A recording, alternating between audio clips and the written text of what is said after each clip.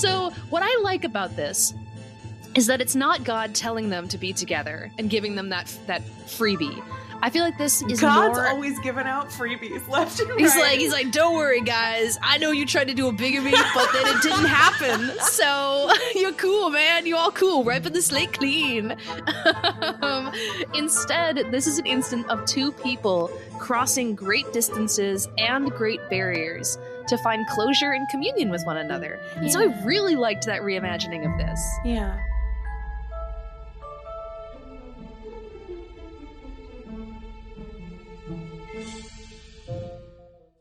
Lillian, listeners, hi. We're back. It's Air Buds. How's it going, Lillian? It's Air Buds. Hey. It's going mostly good. How are you, Piper? I'm very good.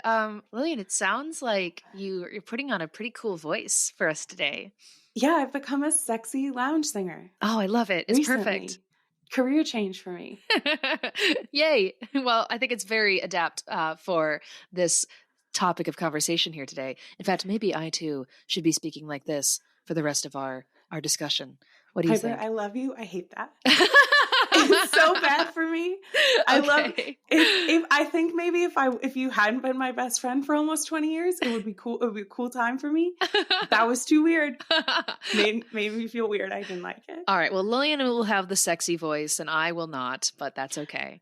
It's a sexy recovering from bronchitis voice, guys. Ooh. I can breathe today. And Yay. So that's why we're recording. Pretty cool times. Hooray! So this week we are talking about Jane Eyre fan fiction.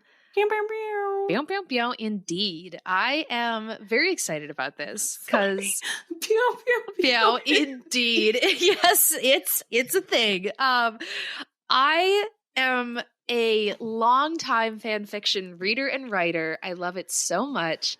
And these fics that we read for today's episode, these are my first Jane Eyre fan fiction stories.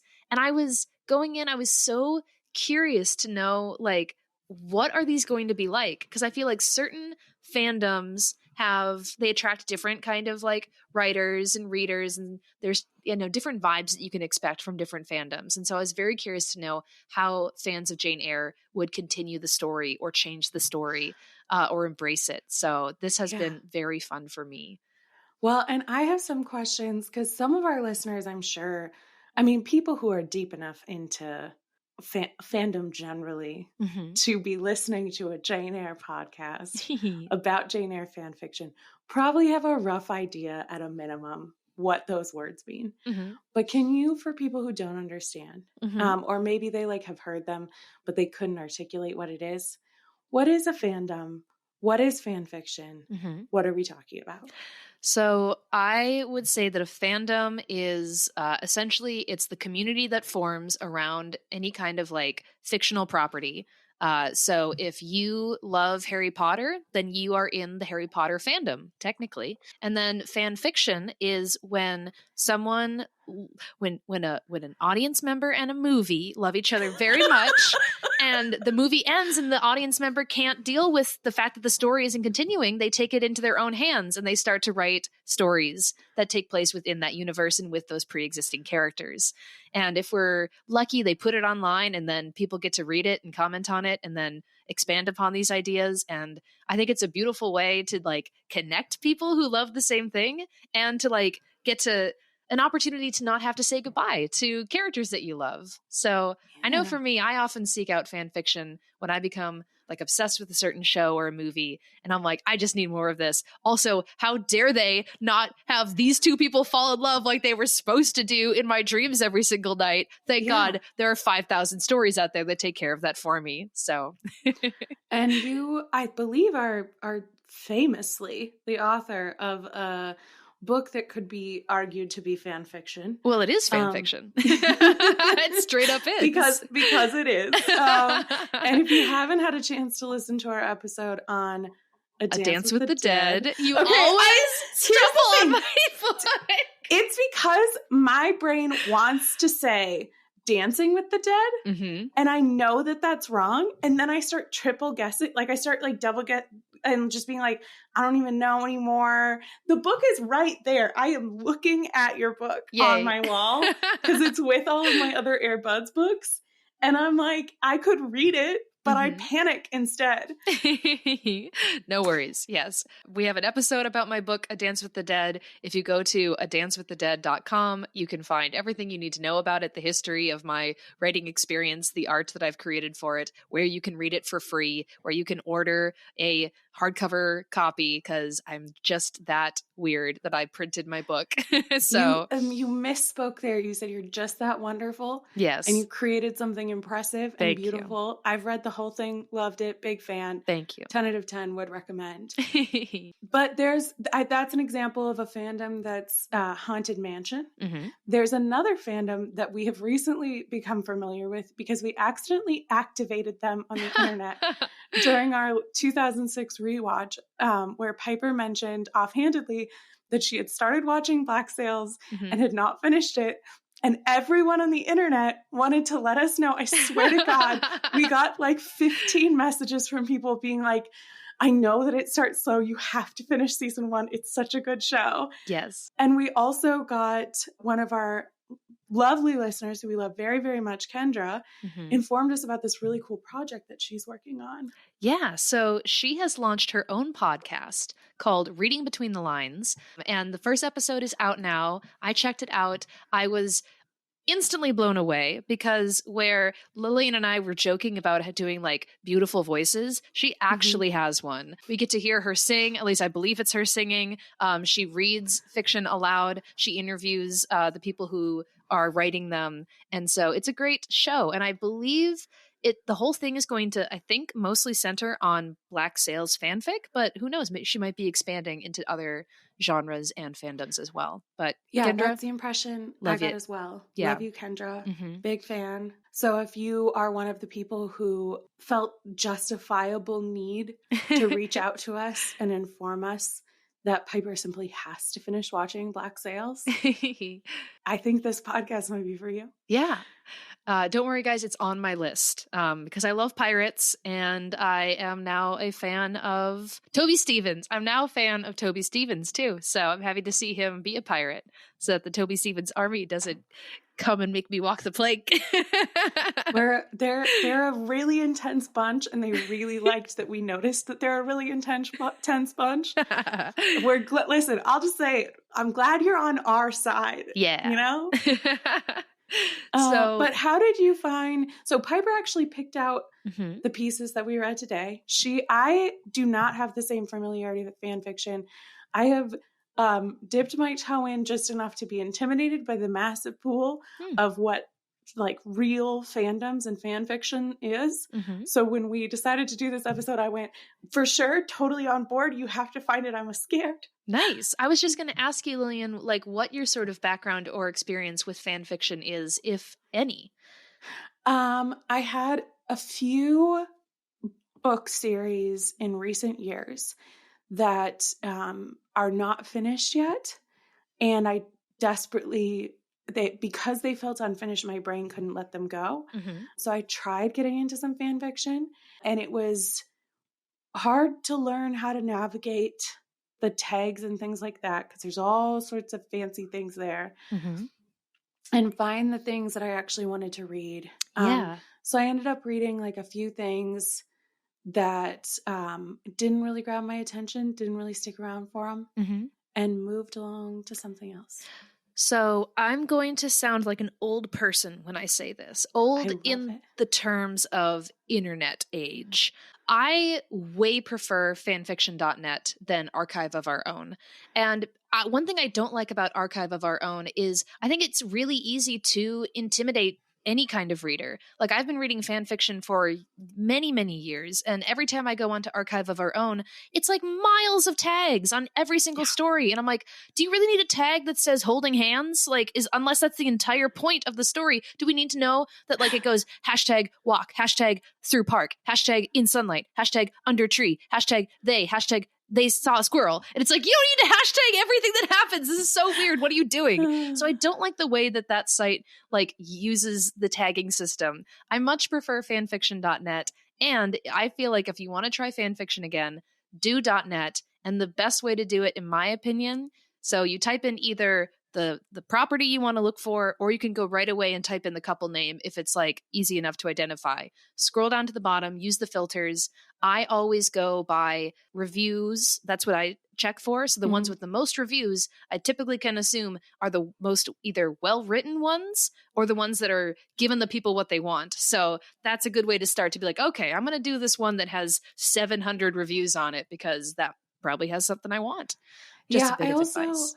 I also think that like I've wanted the rest of the story, but I've never been the person who like ships a particular couple so hard that I need to read about those two getting together. Gotcha. Like, I think that is a very specific itch that fanfic often scratches. Yes, very much so.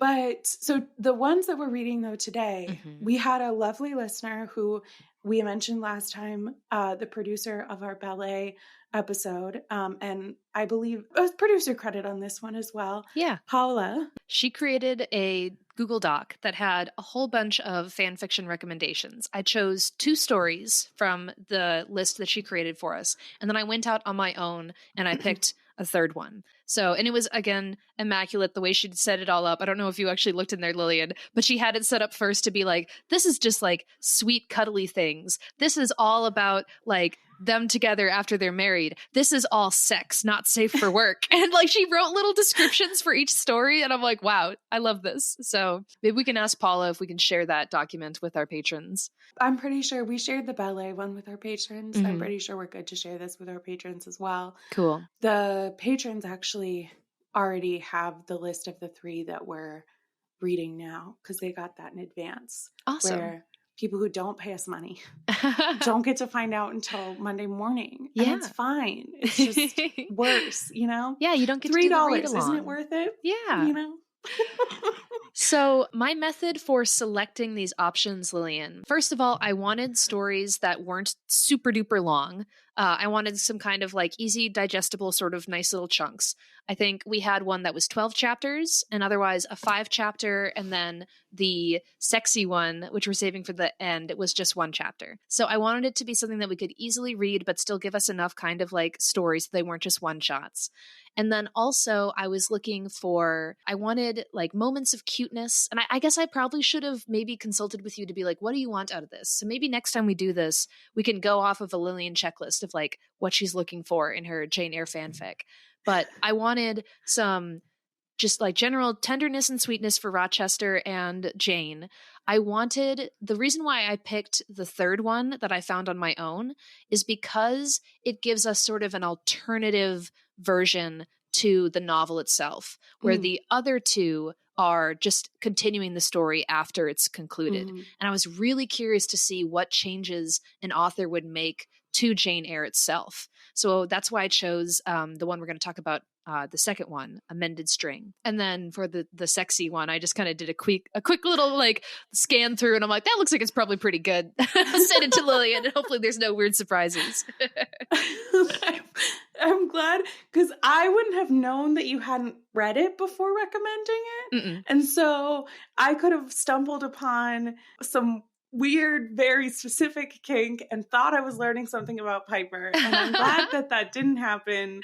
No. But yeah. Yeah, I browsed it and I was like, looks like it's readable and like probably pretty good. So I just chose that one without reading it first. So yeah, and I liked them all. I think they were all fun. I think it is a lot of the fan fiction that is out there is for like more modern properties, or often where people are like filling in a gap of like, this didn't work in this thing. So the actual initial thing, in my opinion, like it doesn't have to be super high quality for there to be a really vibrant fan community around it, writing fan fiction for it. I think it's tough when you're writing Jane Eyre fan fiction, especially a couple of these were, I think almost all of them were like trying to emulate a similar style to one of the greatest authors of all time. Yeah. And that's tough. It is. So I did have to be really careful to put that part of my critical brain to the side. And I only have, I think, like 2 notes specifically on some word choices that some of the authors made. Yeah. But in general, I was trying to, my feeling with fan fiction, and you let me know, if this is the right way to be doing it since I'm such a novice, is it's a vibe situation. Like, it's not really about like the nitty gritty. It's about the vibe, and it's about like what would the imagination of like what would these characters be doing in this situation. Yeah, and I think different people who read fanfic would give you a different answer to that question. Like for me, I'm mostly looking to like check certain boxes, right?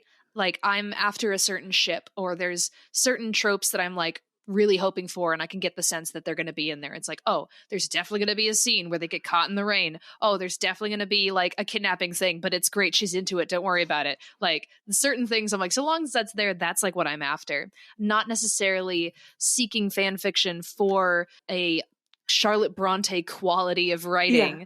Now and then you stumble across those and you're like, holy shit. You're like, this is amazing. Like, I can't believe this is fan fiction. I love this so much. But that, at least for me, I don't go in, and if the fanfic doesn't come across as like an incredibly established novel, I don't throw it aside. I'm like, no, I'm not necessarily here for that. I'm here for the story and the characters and to see what you're going to do with them. Yeah. Yeah. And that's absolutely the same vibe that I got from this. And I think that like you said, I think there is a negative stereotype that people have around the quality of fan fiction because there is no gatekeeping with it. There is no like publisher. There's not some really intense editing process.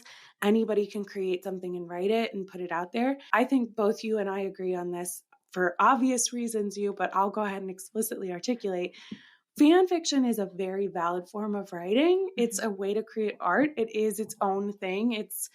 It's a great way to, whether it's an introduction to figuring out a type of writing, or it's just a new way for you to stretch those creative muscles. Like fan fiction writing can have really high quality, but it also doesn't have to. That's kind of what I meant by that, is like, if anybody, I do marketing writing all the time.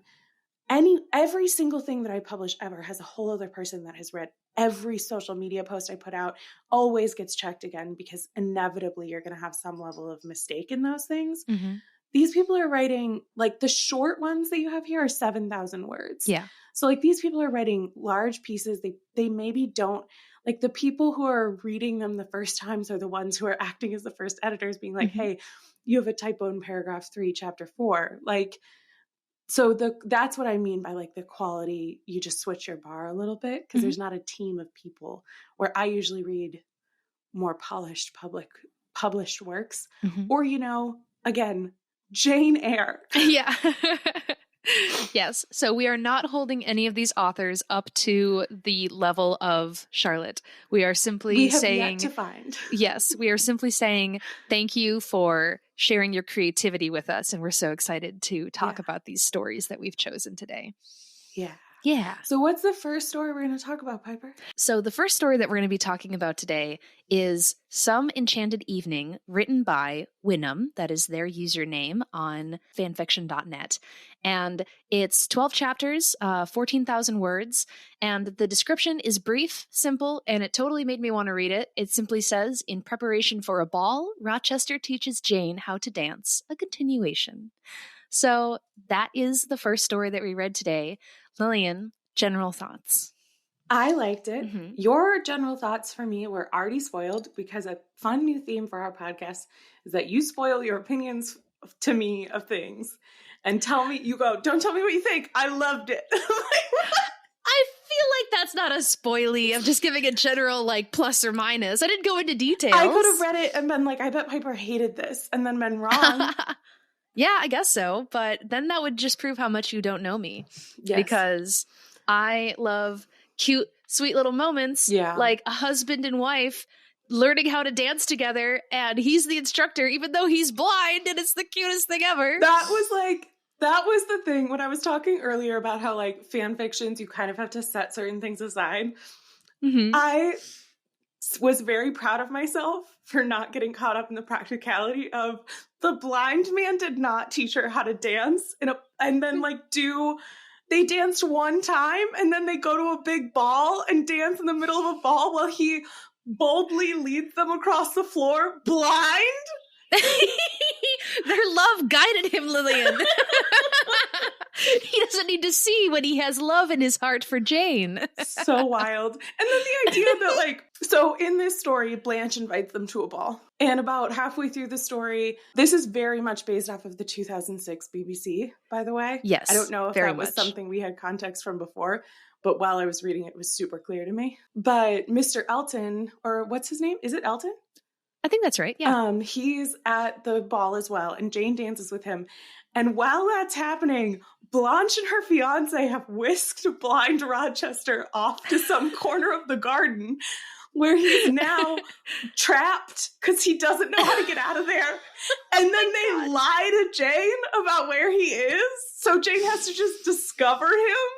And it's sweet and cute, but also just buck wild.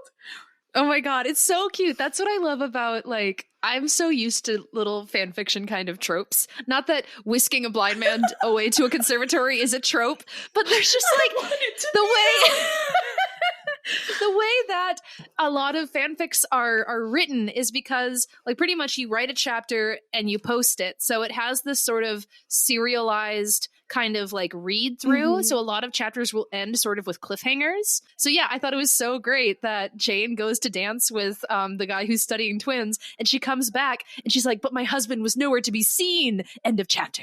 And it's like, oh my gosh, what's happening? And then you go back to the next chapter and there it is. But and she's like, I tried not to panic because he wasn't a child, but he was blind.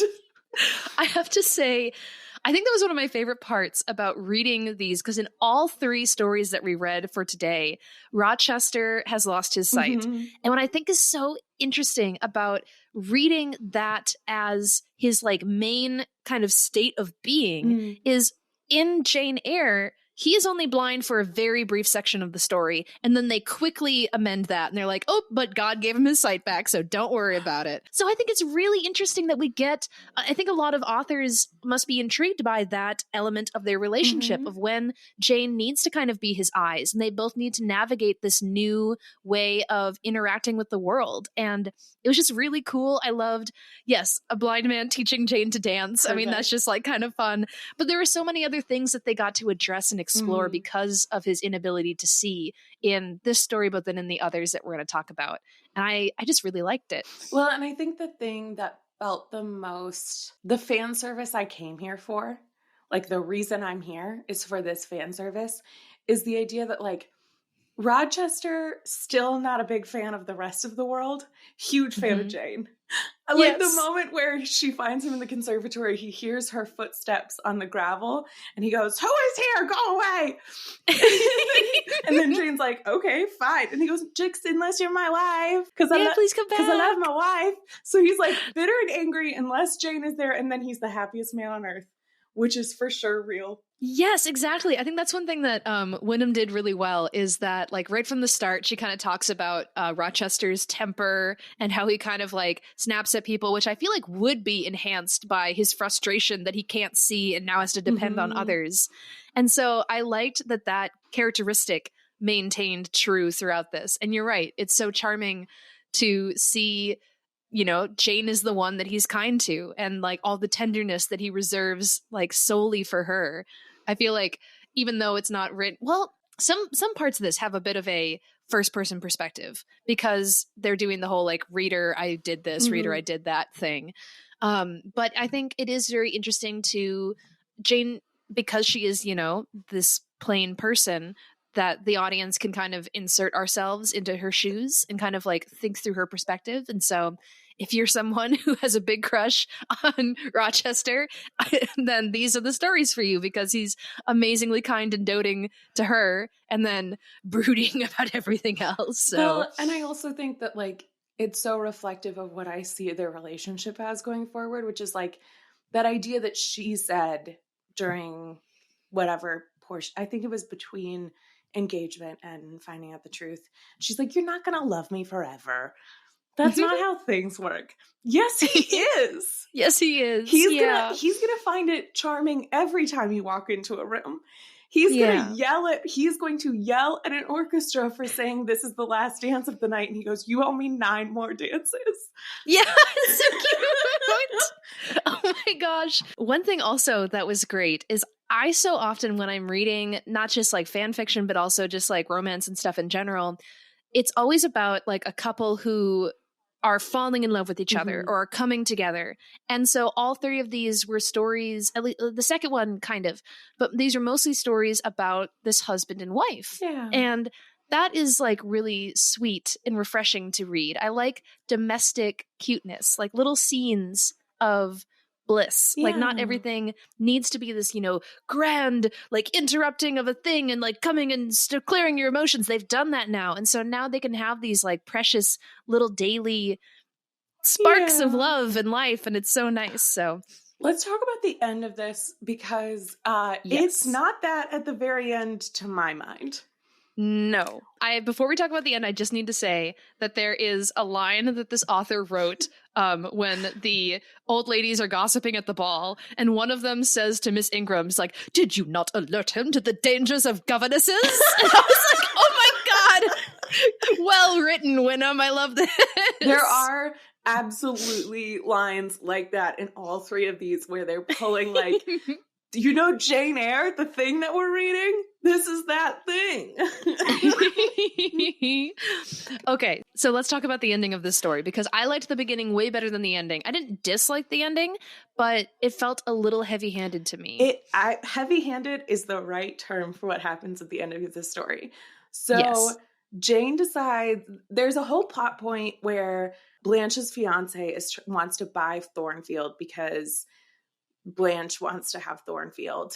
Out of spite and being bitter because she didn't grow through this whole experience. And Jane insists on them keeping it, and they're going to invest in it and fix it up so that their family can have it and blah, blah, blah.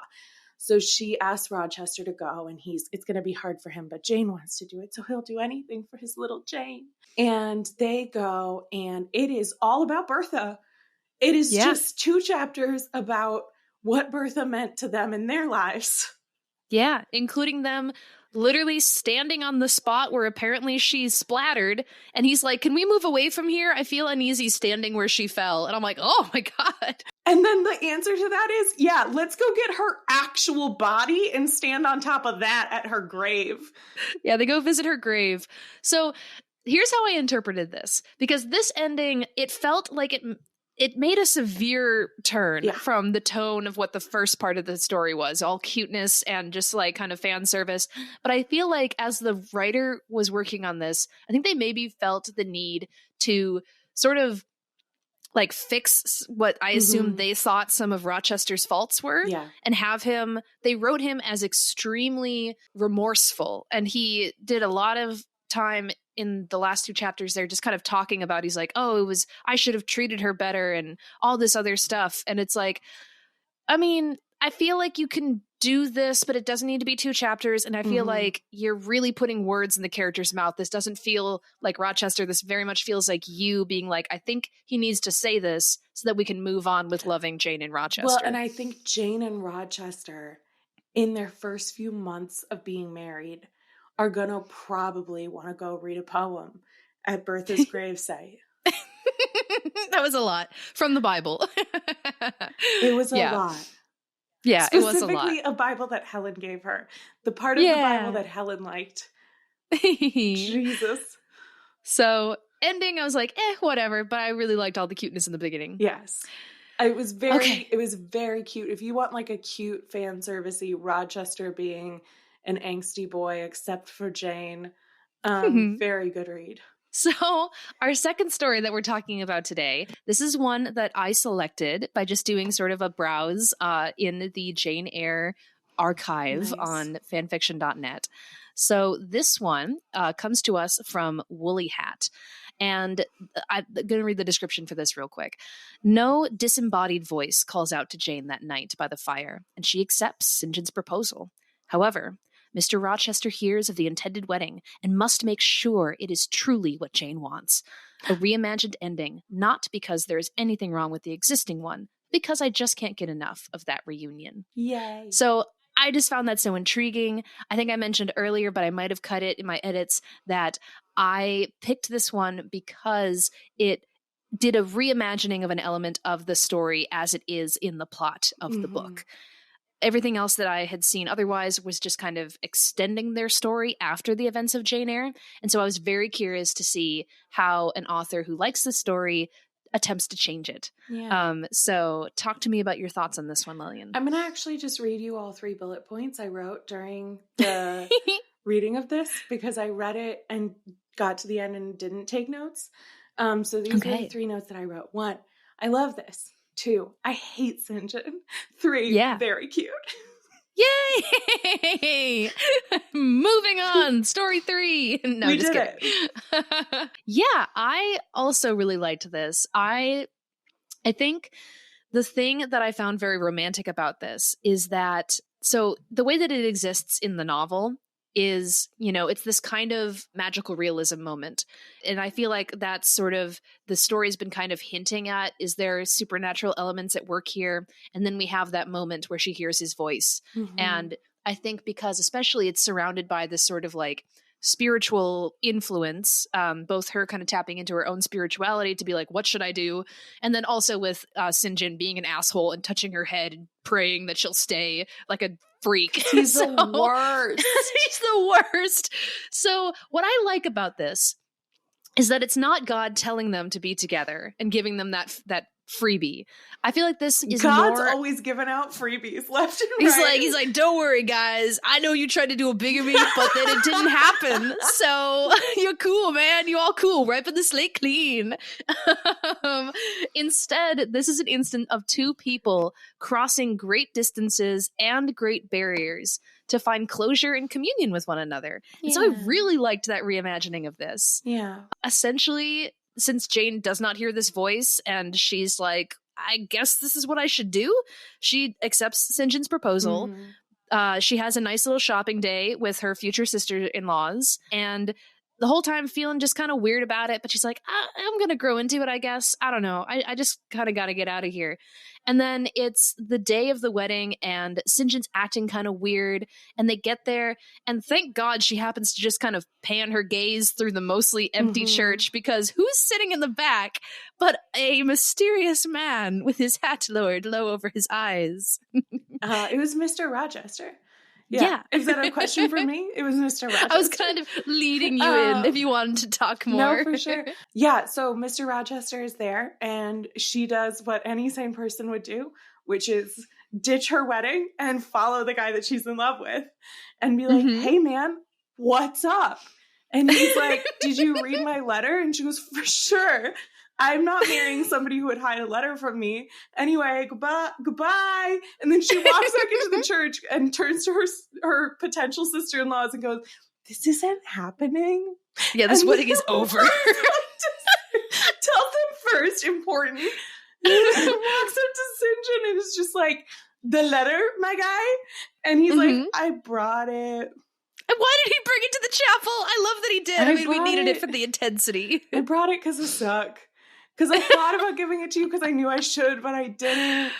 And then I'm actually pissed at you. And if it weren't for very realistic St. John, if it was just me claiming you, I would have canceled this wedding right now. But since it's God, we can go forward. Oh my God. Well, I loved the line that she wrote. I didn't actually write down the exact quote, but when Jane comes back to him at the altar, he, in a very quiet, restrained, angry little voice goes, are you thoroughly through embarrassing me? Which is like, yeah, no, probably not. No, can I pants you real quick just for laughs? I'm going to pants you and then kick you in the dick. And then maybe we'll be close to you keeping critical information from me. Because you are actively manipulating me. Yeah. So she gets hold of the letter, which is just a beautifully written little chunk in this story. Because essentially it's Rochester, finds out that Jane is staying with the Rivers. And he very respectfully writes this letter to St. John. And he admits like pretty much everything in the letter. He's like, I fell in love with her and I didn't tell her I was married and I tried to marry her and she found out and she left reasonably, totally get it. And he's just all sweet. And he's like, I just want to provide for her and make sure that she has everything she needs. So you can be like the distributor of my wealth. Just make sure that it goes to her comfort. And this like pisses off St. John. And he also mentions in the letter too, he's like, oh, by the way, if she's still interested, I'm single now. So I'd totally marry her. Please give her this message. Little did he know he was giving it to the like angriest little man ever. Who is has a direct line to God, which frankly would make life more convenient, make getting those freebies a little easier. But another line that I really loved that happened earlier in the story is when Jane, I think it's like around the time they're doing the shopping trip, and she's sort of like, I don't know that I should be marrying St. John, but if I can't marry Rochester, why not marry St. John, you know? And then she goes, but also, I did sort of yell at Rochester about those exact same practical reasons to marry Blanche. Well, my hypocrisy, not lost on me, but also not going to change anything. Amazing, yes. No, I loved that too. The whole line about I would scorn such a marriage. And now here she is. And she's like, well, listen, what goes around comes around. Sometimes you grow up and life gets more complicated and you marry your cousin because he tells you that God wants you to. Oh my God. So she goes off into the woods because John has been the like assistant to bring him there, Mr. Poor Blind Rochester. And she's like, oh no, he's lost in the woods. And she like goes running through the woods looking for him, finds that he's like fallen and sprained his ankle again. And he's crying and she thinks it's because he hurt himself, but it's because he loves her so much. And he thinks that she's gone, and they have a very cute moment sitting by a tree. And that scene, so much, it felt to me just like the ending of the 1994 Little Women, when Professor Bear thinks that Joe is married and he's all like, I wish I could stay, but I gotta catch a train and go west. And she's like, no, don't stay with me forever, please. So that whole thing was very, very cute. My last note on this is that our edgelord baby boy Rochester would totally torture himself by attending Jane's wedding. He's like he's like, I must go and sit in the corner and suffer as she marries another. But there's like, if she hadn't have spotted him, there's no way he would have lasted that whole thing. No. He would have either stood up and made a scene, or he would have stormed out of there blind and tripped over a tombstone. And that's like, does anybody object? And he's like, no, I can't object, but I can't stay here. Immediately trips over 3 guests making very loud noises on his way to the church. Poor cute blind Rochester. The other thing that I really liked is there were so many parallels between Jane finding him in the woods with his sprained ankle and the opening, him first meeting Jane in the woods, and he immediately calls that out. And my ankles aren't safe around you is a very Rochester-esque line. And there was lots of like fairy and witch accusations going around that I loved. Okay, so everybody, if you don't like people talking about married couples having sex on their wedding night, then turn off the podcast. This is your signal to get out. This is your exit, your sign. Thank you for coming. Follow us on social. Give us 5 stars. $3 Patreon. Goodbye. Goodbye. Okay, so our third story is one selected from Paola's list of not safe for work fics that she handpicked for us. And this one is entitled Flesh of His Flesh. Gross. And it's and it's written by Lori Love. This one is on Archive of Our Own. And the description says, a look at Jane and Edward's wedding night and the days following. Their proper wedding night in chapter 38. They at last complete their relationship, mind, soul, and body, and I convey Jane's feelings, details and all of what that means to her. So this is this person's take on their wedding night. Lillian and I talked offline that we're not going to go into detail about like, you know, what happens specifically, because this is a like sex scenes are described in detail. So I think the thing that I liked about this is that I feel like she tapped into the energy that I do see Jane having of her being very like, oh, I have been waiting for this. I am ready. You are my husband. Like, teach me the ways of love, daddy. So like, I liked that she wasn't like super scared and bashful, because Jane's strength really came through in these moments. And I liked that a lot. I also think it's reflective of the less explicit sexual desire in Jane Eyre itself. But also, I thought it was a really good example of what I like about romance novels that go there, that like actually express that. And it's about the intimacy. It's about the like power in owning your own sexual desire. Like Jane is not afraid of the fact that she wants to have sex with Rochester, and more than once says she feels no shame about it. And like, I think that that's what I like. That is what romance novels gave me, was like a feeling of ownership over my own sexual desires. And I think this does a really good job of giving that to Jane in a way that I frankly think Charlotte Bronte would be on board with. Totally. Absolutely. I think we talked a lot in the chapters where Jane is away from Thornfield after the truth is revealed and just how horny she came across. And I feel like this is a good kind of release of that energy for her. And this is not I have a few lines that I actually copied out of this because Archive of Our Own would actually let me copy lines out of it into my notes.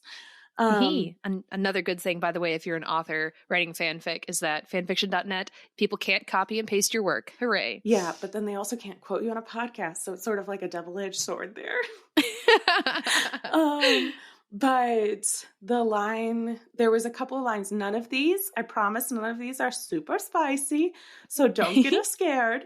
But one of the first lines that I wrote down that I think is that example of like, the way that something can be about physical intimacy, but is really about your own understanding of yourself. As my love kissed me, opened me up to him, and gave me back, I knew that I was indeed me. This was me, Jane Rochester, all that I have ever meant to be, wanted to be, or needed to be. Cute. And I think that's so like well put. And especially since so many of the adaptions play with that idea of like, what is Jane Rochester? And often, like we've talked about different, I believe it was the 94 radio adaptation, has this like almost haunting character of Jane Rochester that mixes with Bertha. And the idea that in this moment, when they are meant to be together, when they're married and they come together, that's when she feels wholly herself, and this version of herself that she's always wanted to be, which is Jane Rochester, and that she found that in her love with him. Yeah, absolutely. No, it was so good. I also really so this one was like essentially a one shot. It was just one chapter. But it like kind of took us between three different kind of major moments.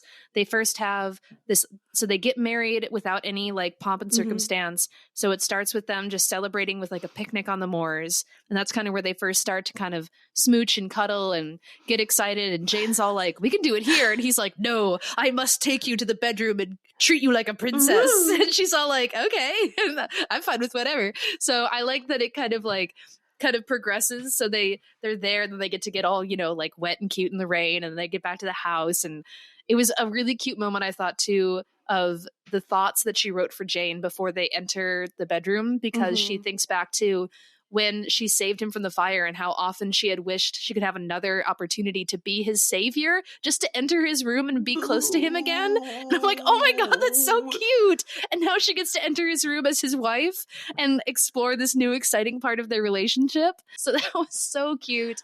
And before you go on to the next part, there's another parallel to that scene a little bit later when they actually get into the room, which, similar to what we talked about in some of the other ones, like explicit references back to the core of Jane Eyre, the novel. He says, "Are you cold, Jane?" And she says, "No, I am more." It's so cute. It's so cute.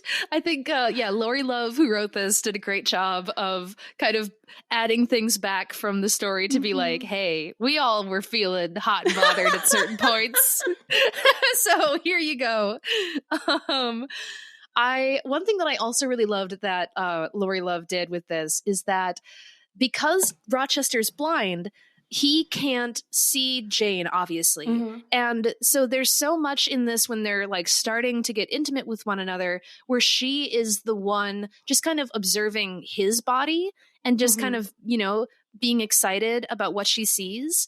And that's something that I feel like I've read in a lot of romance and like sexual scenes where it's like talking about the man kind of not objectifying, but sort of like admiring the woman's body, and not so much the woman admiring his body in return.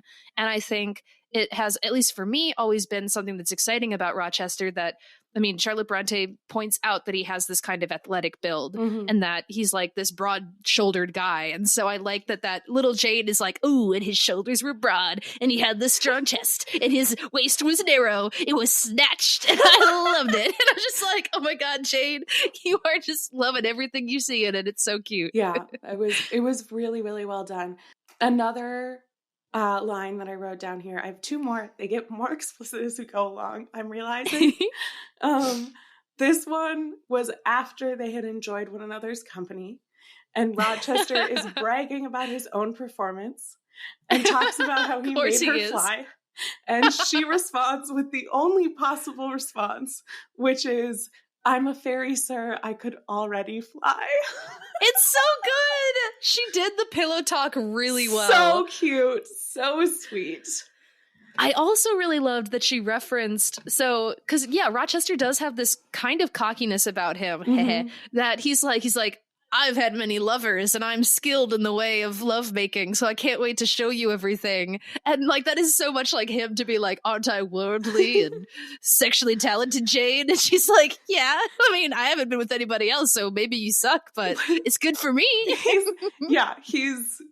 There's some other things that he does that are a little more explicit. That's like, you didn't know about that? And it's like, of course she didn't, you dumbass. Jesus Christ. She went to Lowood. When would she have learned about that? When her and Helen are having their secret slumber parties. Duh. That were very sexual. But yeah, no, I liked that even though Jane reflected on the fact that he's had previous lovers, like she didn't spiral into like self-doubt and jealousy. She was just like, oh, well, I get to benefit from his practice. It's convenient to have somebody who's been experienced and knows how to make you have orgasms. It was great. And then there is like a romantic scene kind of part 2 where they like have some time and then they're making love again, and it's just kind of, because the first time was meant to be very like literally her first time, so he was being very gentle, and then the second time they get to have a bit more fun. But again, it was perfectly written for just a lot of like care for one another, and that's what I love to see, is just people being like, I want to make you feel good because that makes me feel good. And it was very sweet. Very sweet. Last most explicit line, after which I wrote in my own notes the word blush. A line that like I just couldn't not read for our podcast, but is the dirtiest thing I've said on a recording, which is, I was so little after all, and he was so big. Again, we love the size difference in more ways than one. Oh my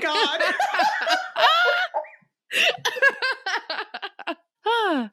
This has been 3 of many fanfics that are out there by many talented and passionate writers who have said to the world, I love this, I want more, I think I can contribute to what's out there for these characters.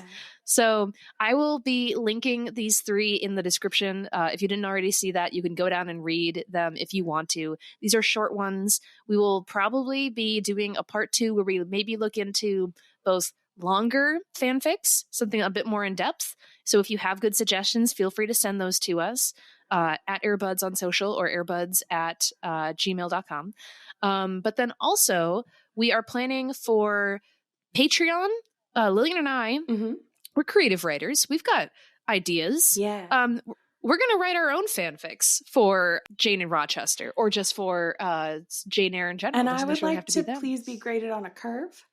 Because I would like everybody to know, Piper has written a whole ass book, and the people who have read my creative writing are currently on this podcast. And she's very good. Piper is the only person who's ever read any of my creative writing. I only really write for me, and I just had this idea for a fan fiction for Jane Eyre, and couldn't stop myself, wrote the whole ding-dang thing in one sitting, emailed Piper, was like, hey, what if we wrote our own fan fictions for the podcast? P.S. I already wrote mine. Mine is already done. It's 5,000 words. Does that feel right to you? Oh my God, I'm so excited to read it. If it's anything like the writing that you shared with me before, that it's going to be wonderful because I already loved that. So if you are a Patreon member, you get to read our takes on what happens next, or rewriting a scene or reinterpreting a scene. Who knows what's going to happen? And then later in the year, we'll probably release this episode for the rest of you all. Yeah, so we are going to actually release these stories on our website. I know what you guys are thinking. You guys never mention a website.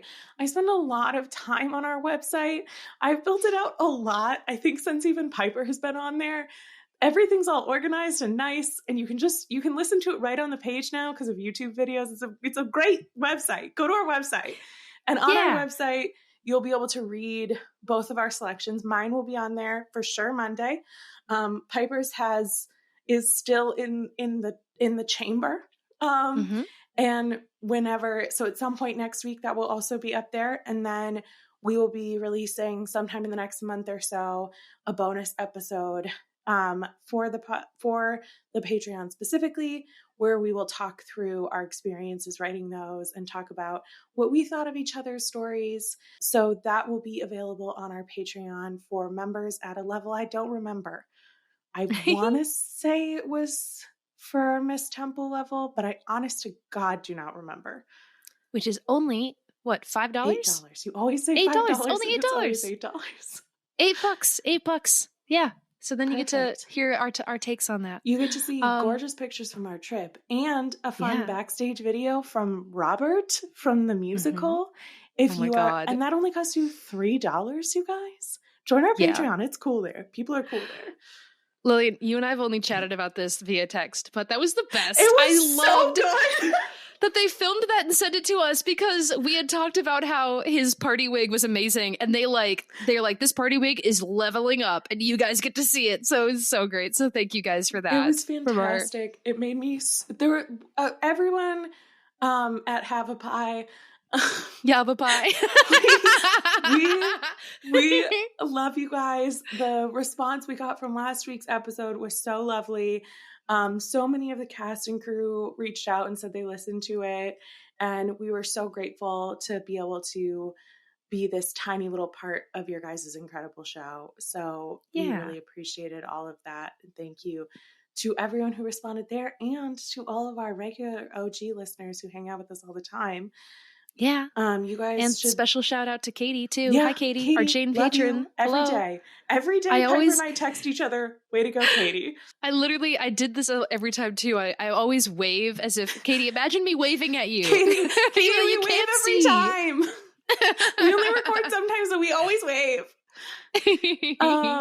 Next week, we are going to be doing another book. It is our first graphic version of Jane Eyre, not in any sort of violence way, but in just like a drawing way.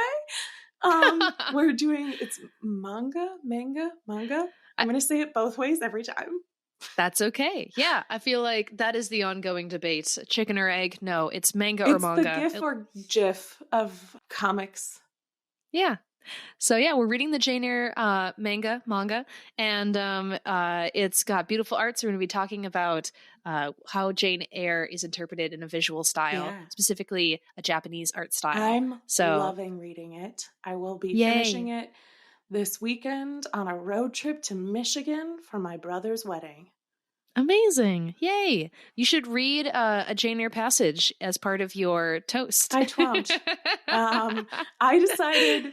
although Holly, if you're listening, love you, Holly. That's my soon-to-be sister-in-law. She was an OG fan. Love you, Holly. She did give me permission to make Jane Eyre references during the wedding, and then did confirm with me that, as far as I'm aware, my brother does not have any women locked in the attic. Oh, good. Very good. It's important. You got to just make that double quick check before you tie the knot. I highly recommend asking your in-laws that.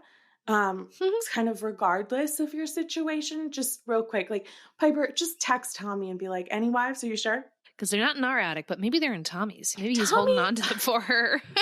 Tommy, why you do that? Nah, he's a good boy. So Thank you guys so much for joining us for this. Yes, please leave a 5-star review and a describe your favorite fanfic trope. Yes. Yeah, and then also, yes, send us. You have our email, so if you have longer fics or even a fic of your own that you want to share with us, send it our way. We would love to read it and talk about it. Yeah. So, this has been Airbuds. Happy Jane Eyre reading, watching, and fanfiction writing. Bye. Bye. Jane Eyre Nights. Airbuds Nights.